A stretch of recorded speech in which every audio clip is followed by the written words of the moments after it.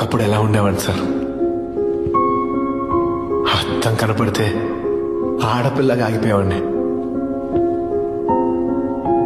అలాంటిది ఇప్పుడు నన్ను నేను చూసుకోవాలన్నా కూడా భయపడుతున్నాను సార్. సార్ మీరు ఎప్పుడు అంటూ ఉంటారు నేను ఒంటరోడిని అని, కానీ నేను ఎప్పుడు అలా ఫీల్ అవ్వలేదు. I was with my best company. నాతో నేనున్నాను.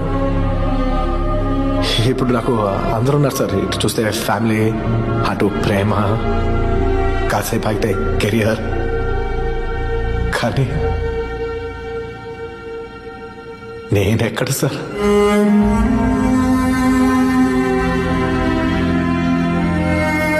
వడ్డో నేను చెప్పిన 2 మాటలు విని క్యారెక్టర్తో బతుకుతున్నాడు సార్. అలాంటిది నా బతికేంటి సార్ ఇలా తగలడింది? దీనమ్మ లైఫ్ ఉంటే ఎంత పోతే ఎంత.